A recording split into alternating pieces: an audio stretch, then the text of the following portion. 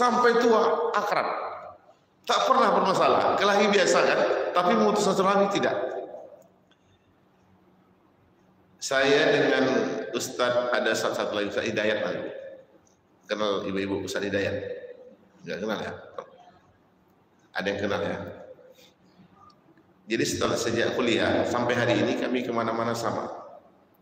Maksudnya kalau kita melakukan aktivitas dakwah keluar kota mau kemana itu sama. Dan kita selalu melakukan aktivitas dakwah itu tidak semuanya diundang. Diundang itu mana yang tak terjangkau kita baru nunggu undangan. Tapi kalau yang terjangkau maksudnya yang tahu kita siapa kawan di sana, kami mau ke misalnya Kerengat. Pergi kita Kerengat. Apa aktivitasnya? Dakwah. Kemana dakwah? Kita minta tolong orang Rengat, tolong carikan masjid, lembaga, kita akan masuk ke sana. Itu terus sampai hari ini Bapak Ibu, kami terus bersama-sama.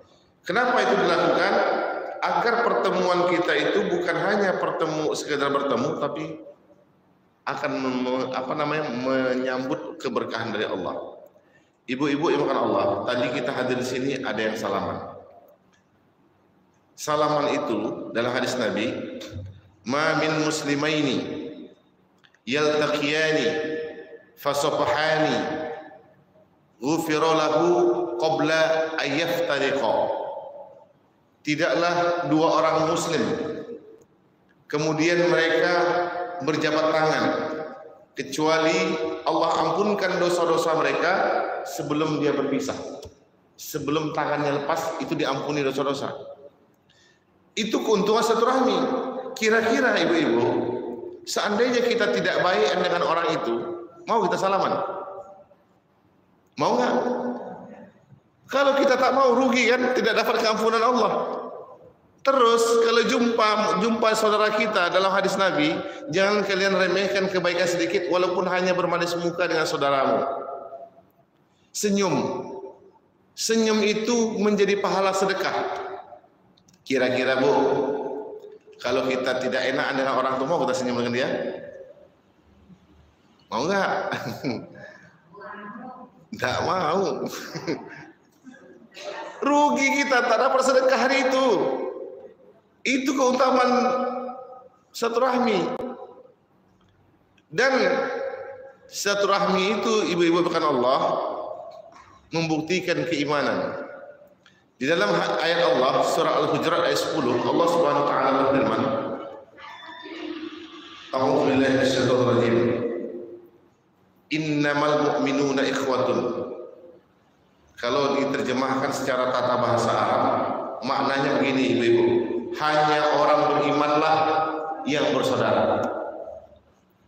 Jadi kalau ada iman dia pasti bersaudara. Tapi kalau imannya kurang, semua orang salah dibikinnya. Betul Bapak Ibu-ibu? Apa buktinya Ustaz? Kok hanya orang beriman bersaudara? Oh, mudah buktinya. Buktinya kita tarik garis pada saat Islam itu datang. Di mana Islam itu datang? Mekah. Sebelum Islam datang apa yang terjadi ibu-ibu? Penduduk Mekah itu siapa yang paling kuat? Dia yang berkuasa. Pada saat itu hampir setiap bulan mereka melakukan perang pedang untuk menunjukkan kelebihan. Tidak ada silaturahmi. Tidak ada salah silaturahmi. Yang ada adalah bicara kepentingan. Lalu datang Islam dibawa oleh Nabi kita Muhammad sallallahu alaihi wasallam. Masuk Islam Abu Bakar. Masuk Islam istrinya Rasul. Masuk Islam sepupunya Ali bin Abi Thalib. Contohnya lagi ibu-ibu. Ibu-ibu kenal Umar bin Khattab nggak? Bu, ibu-ibu kenal nggak Umar bin Khattab?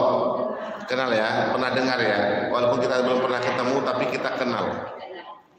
Bagaimana Umar bin Khattab itu?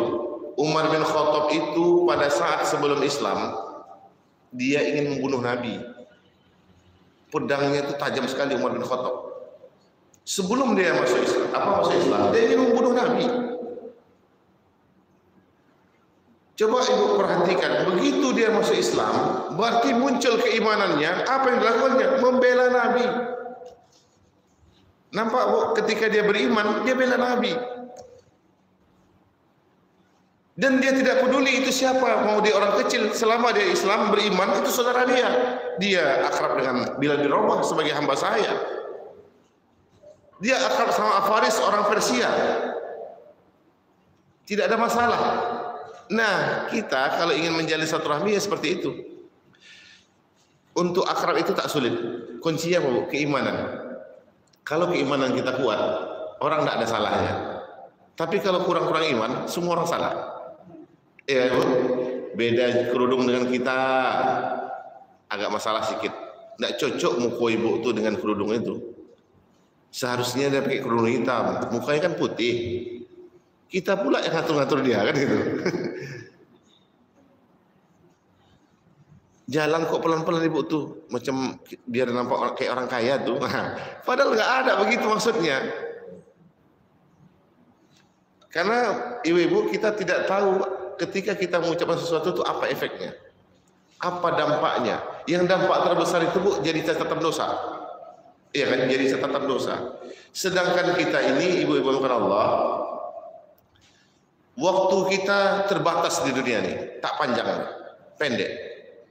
Saya logikakan begini, seandainya umur kita 60 tahun, apakah 60 tahun itu semuanya digunakan untuk ibadah? Masih dikurangi lagi Bu, masa balik. Ada masa yang tidak diwajibkan kita. Masa balik itu dari umur 1 tahun sampai 15 untuk Indonesia. Berarti 60 tahun kurang 15, tinggal berapa? 45. Sudahkah 45 tahun itu kita gunakan untuk ibadah? Masih ada yang dikurangi lagi. Apa dikurangi? Istirahat, tidur. Tidur kita satu hari normalnya 8 jam. Yang tak normal waktu pengajian tidur 8 jam itu sepertiga hari. Sepertiga hari Bu. Karena satu hari 24 jam, sepertiganya 8 jam. Pada saat tinggal 45 tadi, sepertiganya berapa yang harus dikurangi? Sepertiga dari 45. Berapa tahun? Berapa Bu? 15 tahun. Berarti 15 tahun itu Ibu tidur saja. 15 tahun. Pertanyaannya, tinggal berapa lagi? Setelah 45 dikurangi 15, tinggal 30. Pertanyaannya lagi Bu, udahkah 30 itu kita gunakan untuk ibadah semuanya? Ada nggak dalam umur 30 itu kita mengejek orang? Ada nggak dalam 30 itu kita berbohong? Ada nggak dalam 30 itu kita ngamuk-ngamuk?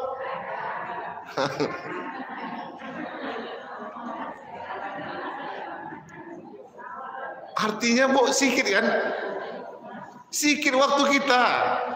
Waktu kita ini udah detik-detik terakhir ini. Sikit waktu kita. Kalau kayak gitu, apa mungkin kita masuk surga?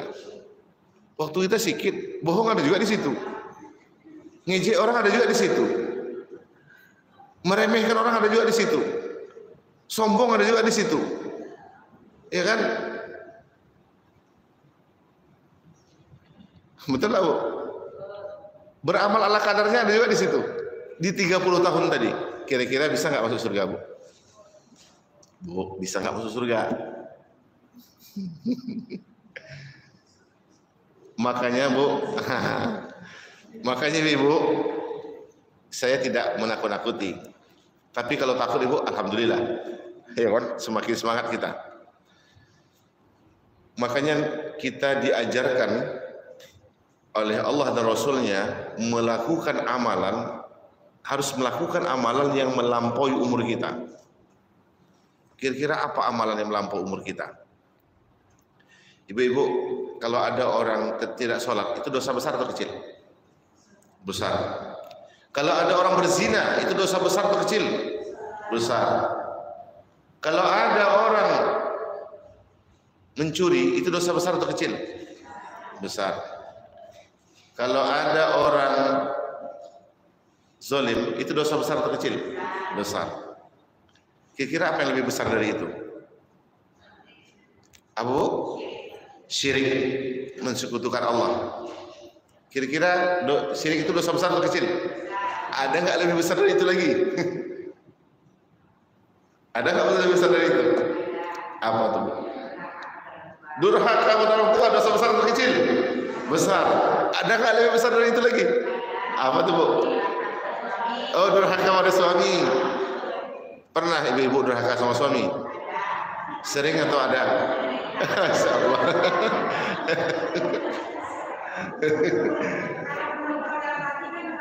Ya, betul, Bu. Ada lebih besar dari itu lagi. Apa dia, Bu? Tidak mengingatkan orang, tidak mendakwahkan mereka, sehingga mereka jadi tak sholat, mereka jadi durhaka, mereka jadi zalim, mereka jadi sombong. Itu yang lebih besar lagi. Makanya kita harus melakukan amalan yang melampaui umur kita. Saya akan tanya ibu-ibu, dan ini insya Allah akan lebih memudahkan ibu untuk melakukan amalan yang melampaui umur. Ibu-ibu tahu di Jawa itu banyak orang Islam? Di Jawa berapa banyak? Juta ada? Ada. Jutaan orang Islam di Jawa. Lalu muncul pertanyaan berikutnya, berapa pahala Wali Songo yang mendakwahkan pertama kali Islam di sana? Dia sudah wafat? Wali Songo sudah wafat, Bu? Sudah. Tapi dia dapat pahala terus sampai hari ini. Kenapa? Karena dia melakukan amalan yang melampaui umur dia. Dia sudah wafat, amalannya terus, pahala terus mengalir. Ibu kenal Imam Syafi'i? Imam Syafi'i ya, bukan Pak Syafi'i. Beda. Imam Syafi'i itu telah wafat ribuan tahun yang lalu. Tapi sampai hari ini ijtihadnya, kitab-kitabnya terus dibaca. Berapa pahalanya, Bu? Bukan hanya di Pekanbaru, di Timur Tengah, negeri Asia, di mana-mana mempelajari mazhabnya Imam Syafi'i. Berapa banyak pahalanya? Padahal dia sudah wafat, tapi sampai hari ini saya kalau menjelaskan hukum fikih lalu bercet sebagaimana Imam Syafi'i, seolah-olah dia itu hidup. Seolah-olah Imam Syafi'i itu hidup. Kenapa, Bu? Karena dia melakukan amalan yang melampaui umurnya. Sekarang kita, Bu, kita apa amalan yang melampaui umur kita? Itu yang harus kita lakukan. Dia, kalau dalam bahasa agak keren ya, Bu, kita harus melakukan pahala investasi. Nah, kan gitu. Tinggalkan dosa investasi. Ngerti, Bu, dosa investasi? Contoh, Bu, dosa investasi itu fitnah. Tadi malam di rumah itu masuk laki-laki. Masa iya kata orang? Kita belum tahu laki-laki itu siapa, kan bisa jadi ponakannya. Tapi karena kita cara menyampaikannya itu agak-agak didramatisir, akhirnya orang persangka buruk, akhirnya nyebar. Apalagi zaman media sosial nih, Bu. Zaman media sosial ini, cepat kali menyebarnya. Ternyata apa yang kita sampaikan itu keliru, orang sudah negatif, itu menjadi dosa investasi. Dosa investasi. Kira-kira, Bu, ada nggak perintahnya kita disuruh melakukan amalan yang melampaui umur kita? Ibu-ibu sering baca ayatnya dalam surat Yasin. Dalam surat Yasin itu bunyinya begini. Dalam surat Yasin ayat 12. A'udzubillahi minasyaitonirrajim. Bismillahirrahmanirrahim. Inna nahnu nuhyil mauta wa naktubu ma qaddamu wa atharahum. Sampai situ aja kita baca. Inna nahnu nuhyil mauta. Sesungguhnya kami menghidupkan orang mati, kata Allah. Wa naktubu ma qaddamu, dan mencatat segala amal perbuatan mereka. Wa atharahum, dan bekas-bekas yang mereka tinggalkan. Apa itu bekas-bekas, Bu? Itulah bekas-bekas yang mau kita buat menjadi amalan yang melampaui umur kita. Contoh, ada seorang tukang sapu masjid, terus dia meninggal, wafat ya. Datang kita ke masjid. Dulu waktu si Anu itu nyapu, bersih kali masjid ini. Kenapa kita ingat dia? Karena sudah meninggalkan bekas. Dulu Pak RT ini kalau di masa hidupnya ini kegiatan banyak, berarti dia sudah meninggalkan bekas. Dia udah meninggal 3 tahun yang lalu, tapi kita sebut sampai sekarang. Seolah-olah umurnya itu bertambah 3 tahun. Dulu ibu-ibu ini asal ada pengajian, dia lah bawa kue. Sekarang dia tak ada lagi. Akhirnya kita tak makan kue. Ada makan kue hari ini, Bu? Ada ya, ada kue. Misalnya itu. Ini, Bu, ini kisah nyata, ada 2 yang ingin saya ceritakan. Yang pertama saya ketemu langsung orangnya, yang kedua saya dapat cerita. Dan itu cerita yang benar. Yang pertama dulu, Bu, di Rumbai. Saya pernah tinggal di Rumbai, musola di Rumbai itu. Dan itu saya masih sekolah pondok pesantren. Tapi karena kalau libur saya cari masjid untuk mengabdi. Dan dapatlah di Rumbai itu musola di Perumas Rumbai. Ada seorang nenek. Saya tak tahu namanya sampai hari ini. Yang saya kenal dia adalah namanya Nenek Musola. Nenek Musola. Nama asli saya tak tahu sampai hari ini. Namanya Nenek Musola. Kenapa disebut Nenek Musola? Ketika ada kegiatan kurang karpet, jemput rumah katanya. Ketika ada gotong royong kurang cangkul, ambil di rumah. Kayaknya rumah itu lengkap, Bu, kayaknya ya. Terus ada acara makan-makan, ternyata banyak yang datang, kurang makan, ambil di rumah. Saya 2 kali makan di rumah nenek itu. Saya kenal dengan Nenek Musola. Dia sibuk tuh, dia tidak jadi panitia, tidak jadi apa-apa, cuman memantau di musola itu apa yang kurang ada di rumah. Itu disebut dengan Nenek Musola. Maka sampai hari ini kalau ada kegiatan tersebut nama dia. Kalau hidup nenek itu pasti kita tidak ada kurang karpet nih. Gitu. Kalau seandainya kurang tersebut. Kenapa? Karena dia melakukan amalan yang melampaui umurnya, Bu. Nenek Musola. Satu lagi, Bu, ada seorang bapak-bapak, kakek-kakek lah, dia orang Kalimantan. Dan ini kisah nyata, dia itu melakukan aktivitas dakwah setiap hari, mengajak orang ke masjid. Bukan jemaah tabligh dia, kayak masyarakat biasa. Kehidupannya, pekerjaannya mencari barang bekas. Ya berapa, kadang dapat 25.000 sehari. Karena dia mencari barang bekas ini, orang remeh sama dia. Maka apa yang dia ajak, orang tak peduli. Di tempat dia itu ada orang main batu, main domino. Di tempat dia, diajaknya ayo ke masjid. Kamu nih ngajak-ngajak orang, hidupmu ya tak beres. Begitu. Berapa lama dia ngajak itu? 7 tahun. 7 tahun. Kok sampai 7 tahun? Kenapa nggak sampai 8 tahun? Karena sampai 7 tahun itu dia meninggal. Ceritanya begini. Pada saat dia terus ngajak orang, di tahun yang ke-7 itu dia ingin mengikuti kegiatan pertemuan ulama. Dia bukan ulama, tapi dia ingin tahu, ingin ikut di Banjarmasin, pertemuan umat Islam. Karena dari tempat itu agak jauh, misalnya dari tempat kita ini ke Bagan Batu sana, kan jauh tuh, Bu, ya. Dia naik bus berangkat, acara dari pagi sampai siang. Setelah acara siang dia pulang lagi. Dan biasa kalau bus pasti ada berhenti makan minum ya, sholat. Nah berhenti, dia pergi nyebrang untuk sholat, makan. Setelah itu dia mau berangkat lagi. Pas nyebrang, Bu, qadarullahnya ditabrak truk kakek ini. Ditabrak truk. Terpelanting dia, terbentur kepalanya, keluar darah. Orang tidak langsung membereskan dia. Kenapa? Karena orang kaget begitu darahnya keluar, tercium aroma bau kasturi darahnya. Terus yang luar biasa lagi apa, Bu? Setelah wafat ini terkabarlah sampai ke kampungnya. Karena anak-anaknya ada kan untuk diberitahu. Terdengar orang kampung yang diajaknya tadi itu kaget. Semuanya antusias untuk menjemput jenazahnya. Berangkat dari sepeda motor, ada yang charter mobil.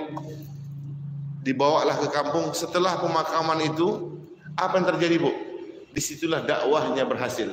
Semua masyarakat tadi baru mulai tobat. Domino dibuang semuanya. Tadinya mereka sholat hanya 5 orang, tapi terus ngajak orang nih.